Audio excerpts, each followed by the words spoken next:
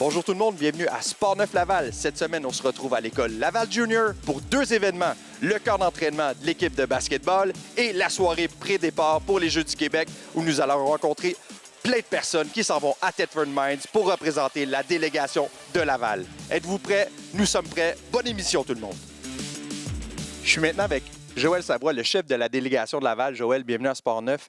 Parle-nous un peu de ton implication en tant que chef à Thetford Mines cet été.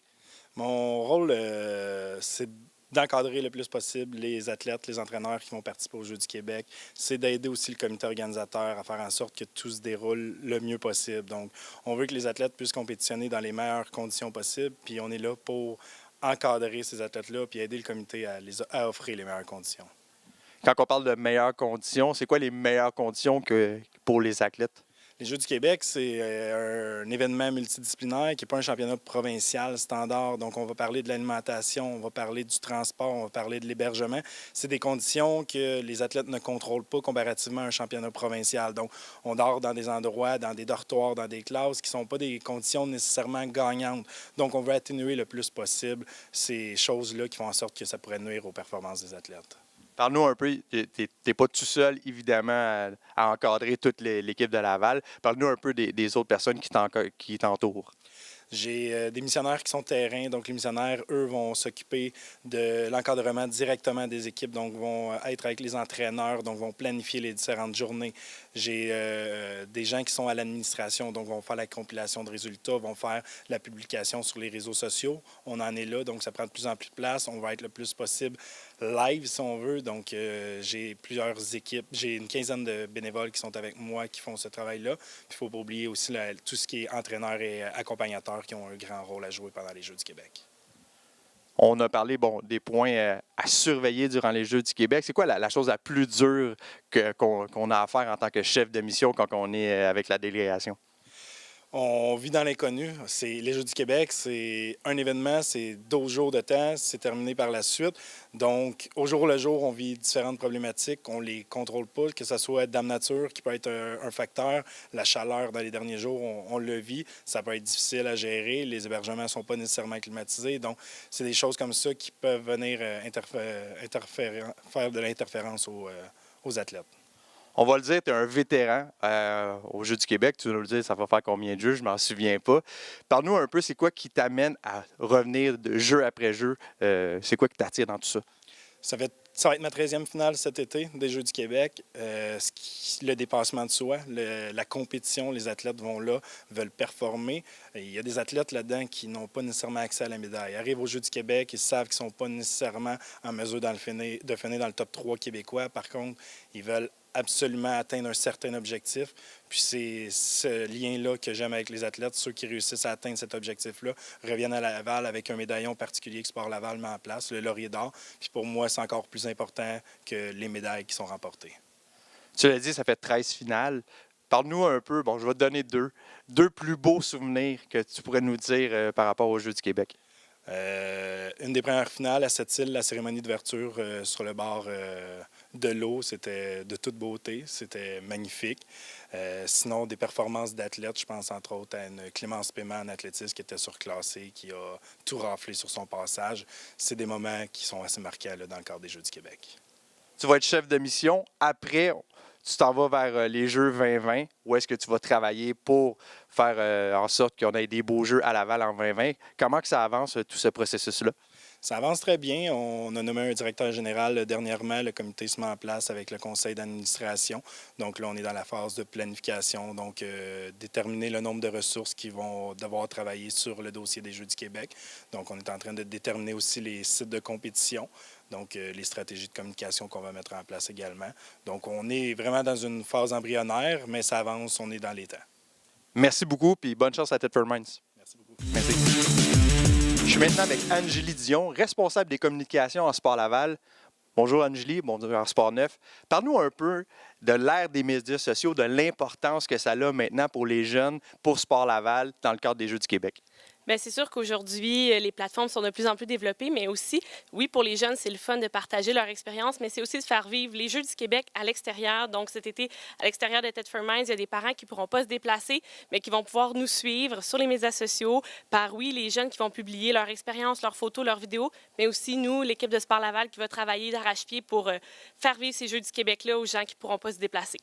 Tu as fait beaucoup de Jeux du Québec auparavant en tant que missionnaire. Parle-nous un peu de la différence de ce que c'est maintenant avec les médias sociaux, puis de ce que c'était avant, puis aujourd'hui, vraiment l'engouement que ça donne. Bien, je pense que c'est vraiment une belle opportunité, une belle chance aux athlètes de se faire valoir, mais c'est aussi un couteau à double tranchant. Donc, il faut faire attention, il faut faire beaucoup d'éducation auprès des jeunes pour s'assurer que l'image qu'ils transportent d'eux, bien, ce soit une belle, que ce soit fait positivement. Donc, c'est sûr qu'on a une éducation de notre côté qui est un peu plus grande maintenant avec cette ère-là. Mais je pense que ça reste une belle opportunité pour eux de se faire valoir, puis peut-être éventuellement d'aller chercher des commanditaires qui, eux, vont les voir, vont voir qu'ils ont beaucoup d'audience. On est à l'ère des influenceurs aussi, donc ces athlètes-là vont peut-être éventuellement devenir de bons influenceurs pour des marques. Dans le cadre des Jeux du Québec, on le sait, ça marche par clic. Combien de personnes viennent sur la page Facebook et la page Sport Laval là, durant les Jeux du Québec pour voir un peu les résultats? Bien, en fait, je n'ai pas les chiffres exacts, c'est sûr, à ce jour-ci, mais on sait que l'événement des Jeux du Québec apporte un bon flux sur la page. Donc, c'est sûr qu'en ce moment, on était peut-être à 2000 clics, 2000 vues. C'est sûr qu'on essaye d'augmenter d'année en année avec nos 145 jeunes, nos accompagnateurs, tous ceux qui ont des parents. C'est sûr que ça augmente la visibilité aussi de Sport Laval. Ça fait rayonner les Jeux du Québec, mais c'est des gens aussi qu'on accroche pour l'avenir pour parler de nos programmes puis faire connaître le sport à Laval. Merci beaucoup. Merci de faire vivre les Jeux du Québec à l'extérieur de Thetford Mines. Merci, Anne-Julie. Je suis avec Mélanie Laporte, missionnaire pour la délégation de la Ville de Laval. Mélanie, c'est tes 3e Jeux du Québec. Parle-nous un peu du rôle du missionnaire. Dans le fond, le missionnaire doit encadrer les jeunes durant toute la période des Jeux du Québec, autant sur le site de compétition qu'à l'extérieur, soit sur les sites d'hébergement, les autres sites de compétition, dans le fond, pour les autres sports, pour aller encourager les autres équipes. On est un peu les géos aussi. On les amuse puis on les divertit là, durant tous les Jeux. Ça fait 3 Jeux. Qu'est-ce qui te donne le goût de revenir jeu après jeu? Bien, dans le fond, toute la passion de voir les jeunes là, se démarquer puis d'essayer de se pousser à bout là, pour avoir des résultats. Souvent, c'est leur première grande compétition provinciale. Donc, c'est quelque chose qui est important pour eux. Donc, des accompagner pour qu'ils aient la meilleure expérience possible. Puis, est-ce que le fait qu'on va avoir les Jeux en 2020 à Laval, est-ce que ça donne une certaine motivation de plus pour toi, mais pour les jeunes aussi dans les délégations de Laval? Ben oui, ben je pense qu'on depuis l'année passée déjà là, au Jeu de Alma, on remettait là, des choses à l'effigie des Laval 2020. Donc, je pense que les jeunes sont sensibilisés puis ils voient que c'est une grosse compétition qui s'en vient. Donc, on veut justement les motiver puis qu'ils deviennent soit bénévoles ou qu'ils veulent s'impliquer puis qu'ils en parlent là, le plus possible. Bien, merci beaucoup puis bonne chance à Thetford Mines. Je suis avec Emmanuel Desilets, athlète en athlétisme. Emmanuel, bienvenue à Sport Neuf Laval. Merci. Emmanuel, tu vas être à tes 2e Jeux du Québec. Parle-nous un peu, c'est quoi la différence entre tes premiers Jeux du Québec et là? Bien, là, pour mes 2e Jeux du Québec, on sait à quoi s'attendre un peu. Il y a tout le temps des petites similarités, mais c'est une différente place. Les derniers, c'était à Montréal en 2016. Mais là, je sais c'est qui les personnes contre qui je vais être. L'année passée, je ne savais pas, les 2 ans, parce que j'étais surclassé. Mais là, j'ai surclassé contre les mêmes personnes qu'il y avait il y a 2 ans. Fait que je pense que je suis mieux préparé pour cette année. C'est quoi tes objectifs? Parle-nous un peu des disciplines que tu vas faire et les objectifs de chaque discipline. OK. Je vais faire 100 mètres haies sur la longueur et le 400 mètres haies. Pour le 110 mètres, 110 mètres, Oh, c'est 10 mètres de différence, vas-y, ça dérange pas. Ça change rien. Je vise être dans la finale, puis avoir une 4e place. Je pense pas que ce serait possible. Peut-être un podium, mais pour le 110 haies, ça serait une 4e place. Pour la longueur, je crois peut-être une 3e place. Puis le 400 haies, j'en ai jamais fait encore. C'est une surprise.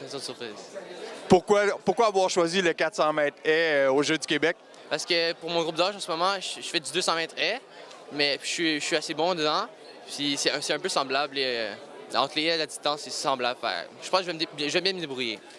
Outre les Jeux du Québec, cette année, tu as eu une très belle saison. Parle-nous un peu de ta saison, de tes performances, ta meilleure performance de la saison. Parle-nous-en un petit peu. OK.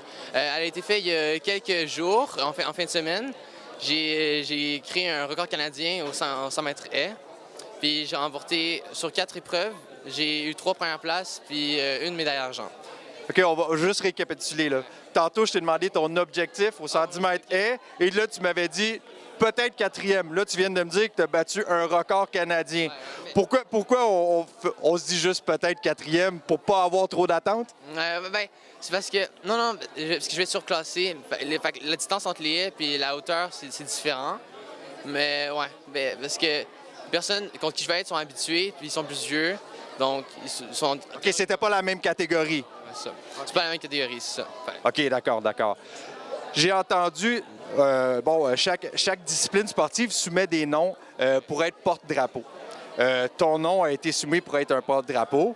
Qu'est-ce que ça te ferait d'être porte-drapeau pour la délégation de Laval? Ça ferait un honneur parce que ça représente Laval. Ça veut dire que je serais un bon espoir en tant que médaillé. Ça ferait un petit honneur. Puis ça donnerait un petit peu plus de pression, mais ça aiderait quand même, je crois. Bien, bonne chance, puis en espérant que tu fasses l'entrée le premier à la cérémonie d'ouverture. Merci, Emmanuel. Je suis maintenant avec Benoît Garépris, le président et propriétaire de Ioniq. Benoît, bienvenue à Sportneuf Laval. Merci. Benoît, depuis quelques années, tu as une implication auprès de Sport Laval, auprès d'Excellence Sport Laval, auprès des Jeux du Québec. Parle-nous un peu de ton implication. Bien, nous, on s'occupe de fournir les vêtements, faire des vêtements à l'effigie des équipes, d'aider les athlètes de haut niveau avec des commandites, des aides en vêtements sportifs, puis tout ça. Puis le gala d'excellence aussi qu'on aide avec une bourse qu'on offre. Tu es beaucoup impliqué dans le monde du tennis. Tu commandites énormément d'athlètes. Parle-nous un peu pourquoi. C'est pour donner une pause, si on veut, un petit peu aux parents pour qu'ils puissent plus investir dans du coaching, dans d'autres aides. Puis nous, on fournit beaucoup de vêtements.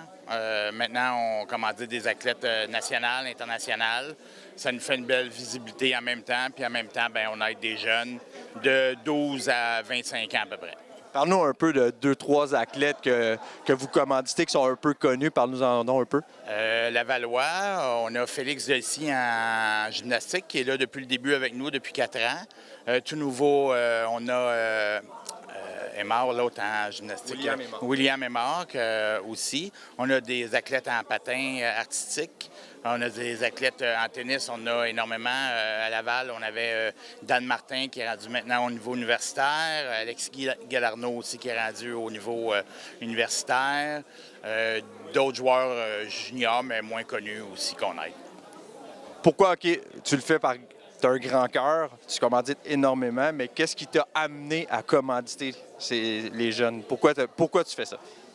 Bien, nous, c'est la manière qu'on a trouvé d'être vraiment sur le terrain avec les athlètes, avec les coachs, pour pouvoir se faire connaître parce qu'on n'a pas le budget des grosses compagnies comme Nike, Under Armour, comme ça. Nous, c'est vraiment petit. Tout est fait à Montréal. C'est une entreprise locale. Fait qu'on se fait connaître de bouche à oreille rapidement. Puis avec ça, on a réussi à exporter jusqu'en Californie, à Miami, en Europe, en se faisant connaître par les athlètes. Et nous véhiculent un petit peu partout à travers le monde en ce moment. Pour finir, parle-nous un peu de où est-ce qu'on peut aller voir, comment qu'on peut trouver tes vêtements. Une petite pub pour finir. Nos vêtements sont surtout en vente en ligne au yoniqsport.com où on a à peu près 12 points de vente à travers le Québec, surtout dans les clubs de tennis. Ou sinon, c'est ça, c'est surtout en ligne. Merci beaucoup, Benoît, au nom des athlètes, de nous faire rayonner et de nous faire porter des beaux vêtements. Merci beaucoup, Benoît. Merci. Je suis maintenant avec un autre missionnaire, Mackendy. Mackendy, tu es de retour au jeu après quelques jeux d'absence. Exact. Tu reviens aux Jeux du Québec. Dis-nous pourquoi, qu'est-ce qui t'attire vers les Jeux du Québec? Premièrement, ça me manquait vraiment beaucoup. Ça fait, je dirais, 2009, 2010 que j'avais arrêté les Jeux. Et le sport, c'est ancré en moi, le loisir des sports, les jeunes, encourager les jeunes, les coachs, c'est quelque chose qui me manquait beaucoup. Je me souviens, dans le passé, tu étais un des missionnaires les plus dynamiques qui apportait une dynamique de groupe à l'équipe auquel que tu encadrais. Est-ce que tu penses que c'est une des clés du succès pour que les jeunes apprécient les Jeux du Québec? Ah oui, c'est très important. Il faut qu'ils s'amusent. Ça, c'est la base. Ils sont là pour compétitionner, mais il faut qu'ils décompressent, aller de l'avant. C'est notre job, en fait, de compte. Donc, les encourager, c'est une clé. C'est vraiment une clé. Tu as fait quelques Jeux du Québec. Parle-moi de ton plus beau souvenir des Jeux du Québec. Mes plus beaux? Alors, je dirais cette île. 2007, missionnaire, j'étais avec l'équipe de soccer féminin. L'ambiance était le fun avec eux. Et quand ils ont gagné la médaille d'or, ils m'ont intégré dedans. J'ai gagné la médaille d'or avec eux. Donc, c'était un beau souvenir. Bien, bonne chance à Thetford Mines, puis amuse-toi bien, puis continue à amuser les jeunes pour qu'ils reviennent avec plein de beaux souvenirs en tête. Merci, Mac. Merci beaucoup. Merci. Je suis maintenant avec Chantal Daigle, l'entraîneur du soccer féminin. Chantal, bienvenue à Sport-Neuf Laval. Tu es à tes 4e Jeux du Québec. Qu'est-ce qui te fait revenir après chaque jeu? Je pense que c'est sûr que c'est voir le développement. Pour nous, c'est la première grosse compétition là, pour les jeunes au soccer. Donc, c'est la première fois qu'ils sont dans l'environnement élite, si on veut. Là. Donc, c'est intéressant de voir le chemin qu'ils font. Nous, on commence à les suivre à 11 ans. Puis le cumul de tout ça, c'est les jeux. Là. Donc, c'est comme la fin de la boucle. Là. C'est quoi la catégorie d'âge qui sont présents aux Jeux du Québec? C'est U13, donc 13 ans et moins. Puis c'est quoi leur cheminement? Vous les suivez depuis 2 ans, cette même équipe-là. Ça a été quoi le processus dans tout ça? Parce que c'est quand même assez laborieux pour les jeunes, même qu'aujourd'hui, on est à la soirée pré-départ et ils ne savent pas tous s'ils vont aux Jeux du Québec. Parle-nous un peu de ce processus-là. Donc, nous, quand ils ont 11 ans, on commence à faire de la détection. On va les voir jouer, on va les voir s'entraîner, on commence à identifier. On a maintenant un programme U11 aussi. On les voit 4 fois dans l'année ensemble. Il y a à peu près une 60aine de jeunes qui viennent aux entraînements à ce moment-là. Ensuite, il y a un essai pour le U12. Donc, pendant 1 an complet, on voit le U12 à peu près aux 2 semaines. Ils sont environ 36 joueuses et joueurs à ce moment-là. Et enfin, ensuite, on sélectionne à 24. Il faut faire du 13. Puis pendant ce temps-là, il y en a qui rentrent et qui sortent du processus. Donc, il y a des joueuses qui n'avaient pas été sélectionnées, qui sont ramenées, et il y a des gens qui quittent, etc. Et maintenant, là, on est rendu presque à la fin. Donc là, pour les Jeux du Québec, malheureusement, on est à 20 présentement. Il faut descendre à 16 pour la journée du départ. Là. Donc, il reste encore un week-end à peu près. Puis après ça, les filles vont être au courant de s'ils viennent ou non officiellement. Puis ensuite, les 4 autres, on leur demande de rester impliqués dans le programme au cas où il y a des changements de dernière minute ou il y a des blessés ou quoi que ce soit là, pour les Jeux. Dans le beau processus de tout ça, c'est sûr qu'il faut annoncer à des jeunes filles qui ne feront pas partie de l'équipe. Comment on s'y prend en tant qu'entraîneur pour faire mieux passer la pilule aux athlètes? Dans un premier... avec 13, souvent, les premières coupures, on discute avec les parents. Puis même là, maintenant aussi, on discute avec les parents. D'après vous, c'est quoi la meilleure façon d'annoncer ça à votre enfant? Est-ce que vous voulez leur dire? Est-ce que vous voulez qu'on les rencontre? Etc. Et souvent... Ce qui va arriver, le parent va les aviser, puis ensuite, on va fixer une rencontre avec eux pour leur annoncer, répondre aux questions, puis expliquer aussi... parce qu'ils ont quand même fait un grand chemin, là. Exemple, là, il en reste 20, mais au début, il était 75 ou 80, là. Donc, ça reste que c'est les 20 meilleures joueuses de soccer à Laval, présentement, de la catégorie d'âge. Et évidemment, et jusqu'à date, ça se passe bien parce que les autres années, même s'il y a eu on appelle plus ça des coupures, on appelle ça des désélections, si on veut. Là. Puis les autres années, les filles qui sont pas venues officiellement dans l'équipe, souvent, ils venaient quand même encourager l'équipe là, pendant les Jeux, puis ils passaient du temps avec les filles quand même aussi. Donc, c'est un beau sentiment d'appartenance pour eux, si on veut, au programme. Là. Donc, on est content de ça. Là. Habituellement, c'est comme ça que ça se passe. Tu l'as dit, au tout départ, sont presque 80 joueuses. Parle-nous un peu, ça fait quand même un sport qui est en santé. Parle-nous du soccer à Laval, c'est quand même un sport qui est assez en santé. Parle-nous un peu du processus de tout ça. Oui, bien justement, le soccer, c'est gros, il y a beaucoup de monde, etc. À Laval, il n'y a pas encore tous les clubs qui ont des équipes féminines ou qui compétitionnent, donc ça s'en vient peu à peu. Cette année, justement, dans notre programme U11, on a 60 filles de 11 ans, il n'y en a pas une qui n'est pas bonne. T'sais. Donc, tout le monde qui vient aux essais ou tout le monde qui vient aux séances, ils ont affaire à être là. Donc, ça, c'est des bonnes nouvelles. Là. Donc, au niveau technique, au niveau comportement de jeu, au niveau caractère, au niveau comment ils travaillent ensemble, qu'ils écoutent des consignes, des stratégies. Donc, ça devient super intéressant là, de voir que le soccer, il se développe bien. Puis maintenant, on met aussi le temps là, en féminin pour s'assurer qu'on a de la qualité dans les joueuses. Là. Donc, on a bien hâte de voir ce que le futur réserve là, pour le soccer à Laval. Au dernier Jeu du Québec, vous avez fait une belle performance. Vous êtes revenu avec une médaille. C'est quoi l'objectif cette année à Thetford Mines? Cette année, à Thetford, malheureusement, ils ont changé le format de jeu, donc il y a un peu plus de pression rapidement. Donc, c'est un tournoi à simple élimination maintenant, donc il faut gagner pour passer. Avant, c'était des poules, puis on jouait. Notre objectif, c'est de à moins se rendre aux demi-finales, puis idéalement ramener une médaille, là, peu importe la couleur, mais on vise la première place là, si on est capable d'aller la chercher. Là. Bien, merci beaucoup, puis bonne chance à Thetford Mines. Je suis avec un autre athlète en athlétisme, Soufiana Tirera, un espoir de médaille pour la délégation de Laval. Soufiana, bienvenue à Sportneuf Laval. Soufiana, tu as tes 3e Jeux du Québec. Parle-nous un peu du processus entre les premiers Jeux que tu as faits et celui-là qui va arriver. Donc, mes premiers Jeux du Québec, j'avais, je pense, 12 ans, 13 ans. J'avais pas d'expérience vraiment. On m'a mis dans des épreuves vraiment qui me correspondaient vraiment pas parce que j'avais pas d'épreuve de prédilection. Quand je suis arrivée à mes 2e Jeux du Québec, là, c'était différent. J'avais déjà des épreuves de prédilection. J'avais le triple saut, la longueur et la perche.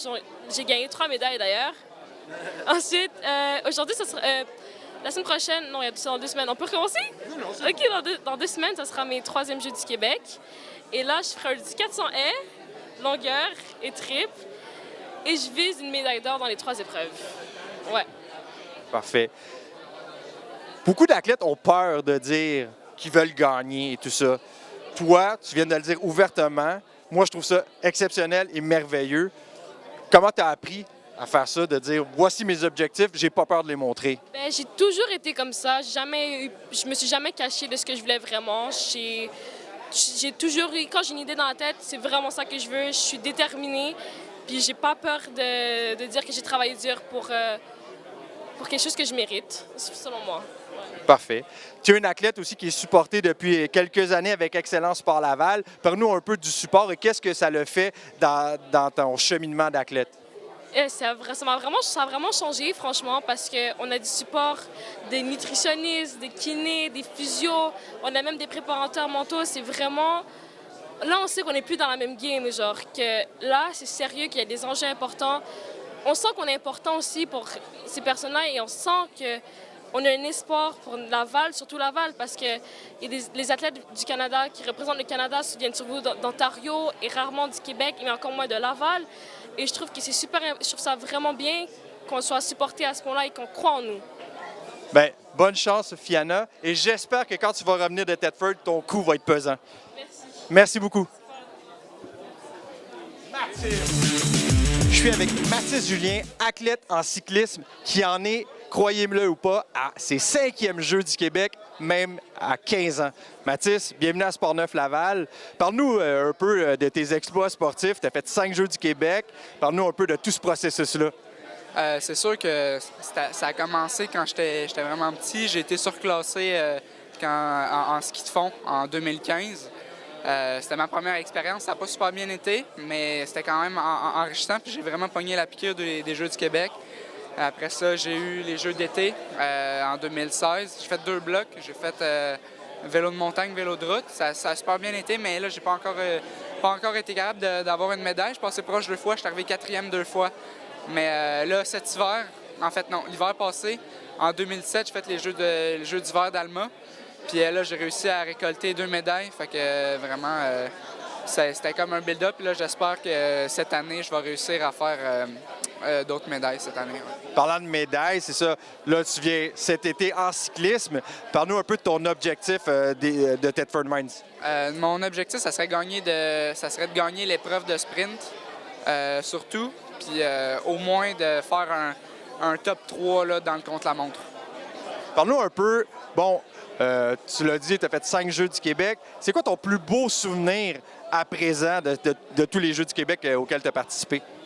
C'était en 2017, quand j'ai gagné la médaille d'or sur l'épreuve de skate. C'était un contre-la-montre. Fait que je savais pas que j'avais gagné quand j'ai fini. Puis c'est 15 minutes après, j'étais en train de décompresser. Puis là, c'est mon coach qui est venu me l'annoncer. Puis là, j'étais vraiment content. J'ai eu des frissons.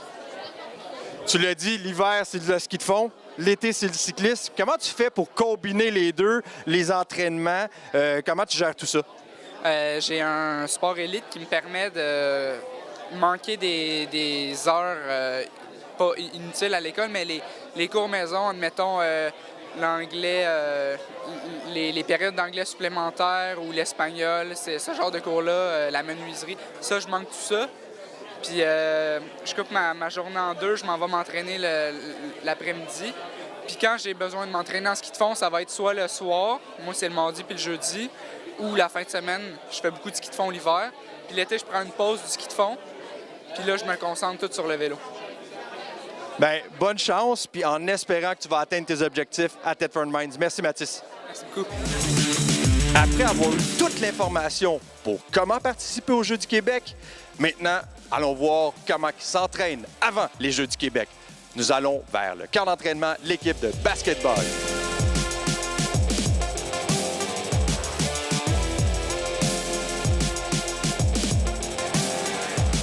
Je suis avec Éric Denis, le président de l'Association de basketball Laval. Éric, bienvenue à Sport Neuf Laval. Éric, parle-nous un peu de ce qui se passe cette semaine au camp de perfectionnement du basketball.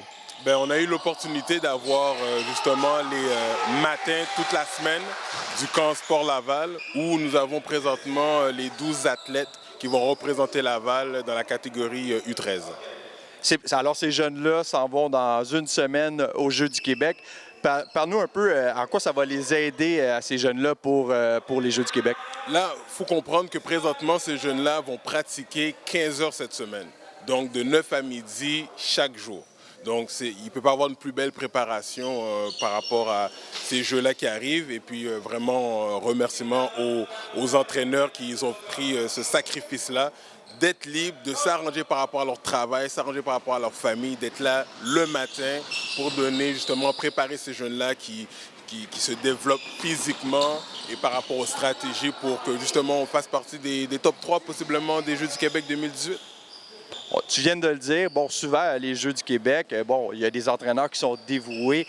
Parle-nous un peu, c'est ça, c'est des jeunes, c'est des entraîneurs. Vous avez 3 entraîneurs chez les garçons, 3 entraîneurs avec les filles aussi. Parle-nous un peu du processus. Pour vous, c'est quoi d'avoir la chance d'avoir 3 entraîneurs par catégorie? Bien, premièrement, avoir 3 entraîneurs, vraiment, c'est plus qu'une bénédiction. On parle d'entraîneurs qui ont passé énormément de temps dans l'association. Et bien sûr, les Jeux du Québec, beaucoup d'entraîneurs veulent profiter justement de ce privilège-là, mais quand même, il y a des critères à avoir un niveau 2, ainsi de suite. Donc, on a Irvens Pierre qui est dans l'association depuis des années. Samy Pierre et Macken, des gens qui ont mis du temps dans l'association, qui font du développement physique avec les jeunes. Irvens qui emmène toute sa philosophie, toute son expérience de bagage et surtout le temps qu'il dédie. Parce que nous parlons de coachs qui travaillent, qui ont une vie et des responsabilités, mais ils ont ajusté leur horaire pour que nos jeunes soient prêts et représentent la ville. Parce qu'évidemment, c'est pas ça qui paye leur hypothèque, là. Vraiment pas. Donc, justement, quand on regarde qu'est-ce que l'organisation peut faire par rapport à nos jeunes à Laval, là, c'est vraiment exceptionnel.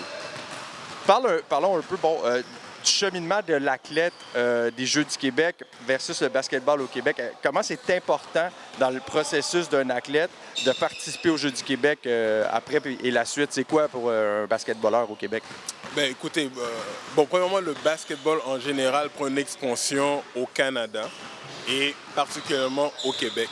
Donc, pour un jeune de vivre les Jeux du Québec, c'est une chance exceptionnelle pour lui de pas justement s'accrocher au sport, mais d'ouvrir ses horizons.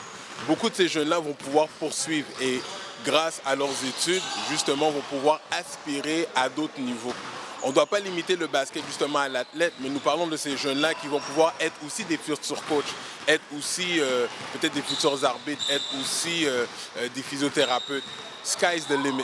Donc, il ne faut pas limiter justement cette expérience-là sur laquelle ils vont compétitionner, mais apprendre une expérience de vie qui va être un apport exceptionnel dans leur vie. Bravo, très belle philosophie. Tous les entraîneurs et présidents devraient avoir cette philosophie-là de ne pas bâtir un athlète, mais de bâtir un être humain. Alors, félicitations et bonne chance à Thetford Mines et j'espère que le camp d'entraînement aura été profitable pour vous. Merci, Éric. Merci beaucoup. Merci.